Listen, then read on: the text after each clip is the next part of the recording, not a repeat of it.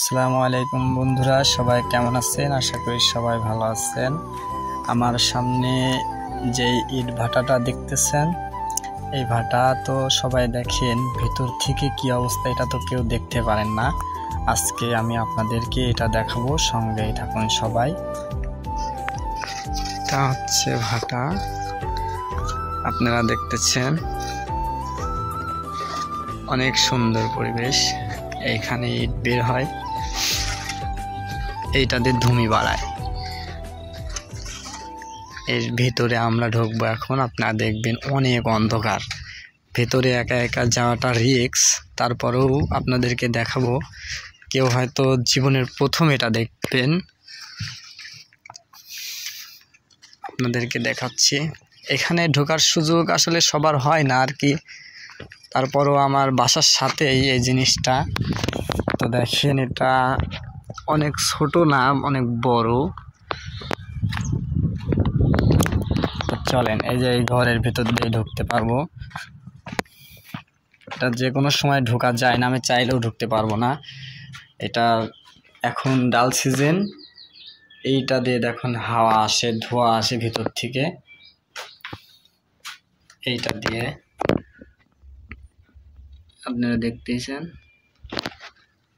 ফ্ল্যাশটা on করে সাথে ভিতরে ঢুকতে হবে। ফ্ল্যাশটা এখন বন্ধ রয়েছে। তো এখন আমরা ঢুকবো।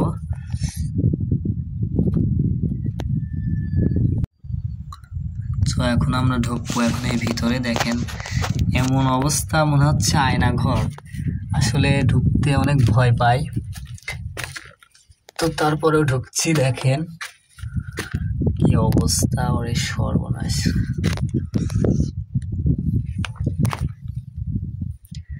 উপরে দেখেন কি রকম দেখা যায়, একটা ভাল্বের মতো দেখা যাবে। এইটা হচ্ছে ছিদ্র, দেখেন।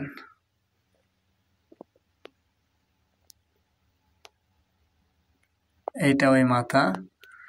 ভিতরে কি পরিমাণ অন্ধকার, কিচ্ছু দেখা যায় না।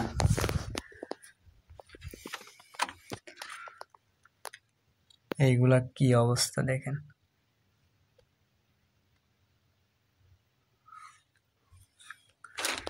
বেশিক্ষণ থাকা যাবে না, এখান থেকে বের হয়ে যায়।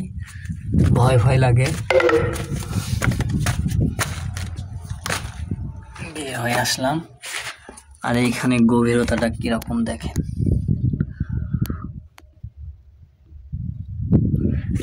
পুরা আয়নাঘর, শেখ হাসিনার আয়নাঘর যেমন, ঠিক আয়নাঘরের মতোই। আসলে শেখ হাসিনাকেও যদি এখানে নিয়ে এসে রাখা যেত, মনে হয় কিছু লোক শান্তি পেত।